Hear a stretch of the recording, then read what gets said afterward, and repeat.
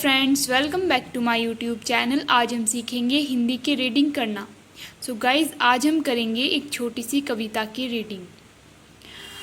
हमारा चैप्टर है 8 और इसका नेम है चल पड़े जिधर दो डग। गाइज़, मैं आपको स्लो रीडिंग कराने की पूरी कोशिश करूँगी ताकि आपको एक एक वर्ड समझ आ सके। तो चलिए स्टार्ट करते हैं। चल पड़े जिधर दो डग मग में, चल पड़े कोटि पग उसी और, पड़ गई जिधर भी एक दृष्टि, गड़ गए कोटि दृग उसी और, जिसके सिर पर निज धरा हाथ, उसके सिर रक्षक कोटि हाथ, जिस पर निज मस्तक झुका दिया, झुक गए उसी पर कोटि माथ। तुम बोल उठे युग बोल उठा, तुम मौन बने युग मौन बना, कुछ क्रम तुम्हारे संचित कर, युग कर्म जगा युग धर्म तना। धर्माडंबर के खंडर पर कर पद प्रहार, कर धरा ध्वस्त, मानवता का पावन मंदिर, निर्माण कर रहे सर्जन व्यस्त। बढ़ते ही जाते दिग्विजयी, गढ़ते तुम अपना रामराज, आत्माहुति के मणिमाणिक से, मढ़ते जननी का स्वर्ण ताज, पिसती कराहती जगती के प्राणों में भरते अभय दान। अधमरे देखते हैं तुमको, किसने आकर यह किया त्राण।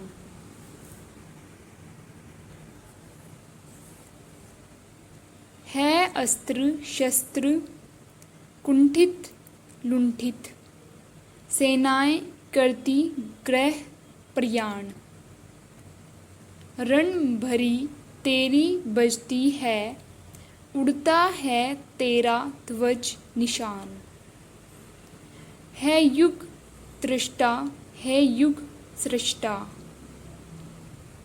पढ़ते कैसा यह मोक्ष मंत्र, इस राजतंत्र के खंडर में उगता अभिनव भारत स्वतंत्र। सोहनलाल द्विवेदी। गाइज़, ये अभी जो हमने रीडिंग की है कविता की, ये इसके वर्ड्स मीनिंग है। तो चलिए इनको भी एक बार रीड कर लेते हैं और समझ लेते हैं। डग कदम, डग को कदम भी कहते हैं और इंग्लिश में इन दोनों को स्टेप कहते हैं। स्टेप। मग रास्ता मार्ग, मग को रास्ता भी कहते हैं और मार्ग भी कहते हैं और इंग्लिश में इन तीनों को पाथ कहते हैं। पाथ। कोटि करोड़ों, करोड्स, कोटि को करोड़ों भी कहते हैं और इंग्लिश में इन दोनों को करोड्स कहते हैं। दृष्टि नज़र, ग्लांस, दृष्टि को नज़र भी कहते हैं और इंग्लिश में इन दोनों को ग्लांस कहते हैं। ग्लांस। निज अपना, निज को अपना भी कहते हैं और इंग्लिश में इन दोनों को ऑन कहते हैं। ऑन। युग, युग को काल कहते हैं और इंग्लिश में इन दोनों को एरिया कहते हैं। एरिया। माथ, माथ को मस्तक भी कहते हैं और इंग्लिश में इन दोनों को फोरहेड कहते हैं। फोरहेड। संचित, संचित को एकत्रित भी कहते हैं और इंग्लिश में इन दोनों को गेथर्ड कहते हैं। गेथर्ड। धरा, धरा को रखा भी कहते हैं और इंग्लिश में इन दोनों को पुट कहते हैं। पुट। मौन, मौन को चुप भी कहते हैं और इंग्लिश में इन दोनों को साइलेंट कहते हैं। साइलेंट। प्रहार, प्रहार को चोट भी कहते हैं और इंग्लिश में इन दोनों को अब्लो कहते हैं, अब्लो। मानवता, मानवता को मनुष्यता भी कहते हैं और इंग्लिश में इन दोनों को ह्यूमैनिटी कहते हैं, ह्यूमैनिटी। पावन, पावन को पवित्र भी कहते हैं और इंग्लिश में इन दोनों को पायस कहते हैं, पायस।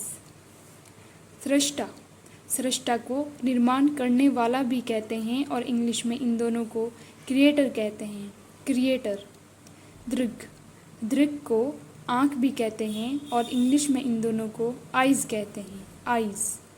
जननी, जननी को माता भी कहते हैं और इंग्लिश में इन दोनों को मदर कहते हैं, मदर। जगती, जगती को संसार भी कहते हैं और इंग्लिश में इन दोनों को वर्ल्ड कहते हैं, वर्ल्ड। त्राण, त्राण को मुक्ति या छुटकारा भी कहते हैं और इंग्लिश में इन तीनों को फ्रीडम कहते हैं, फ्रीडम। स्वर्ण ताज, स्वर्ण ताज को सोने का मुकुट भी कहते हैं और इंग्लिश में इन दोनों को गोल्डन क्राउन कहते हैं, गोल्डन क्राउन।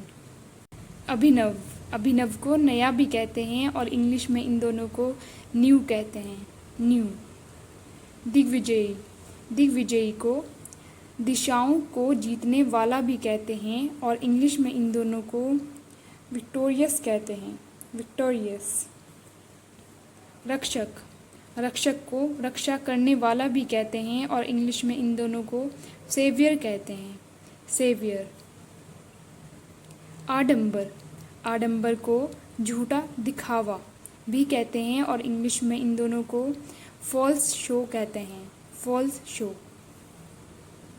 आत्माहुति, आत्माहुति को स्वयं का बलिदान भी कहते हैं और इंग्लिश में इन दोनों को सेल्फ सेक्रीफाइस कहते हैं, सेल्फ सेक्रीफाइस।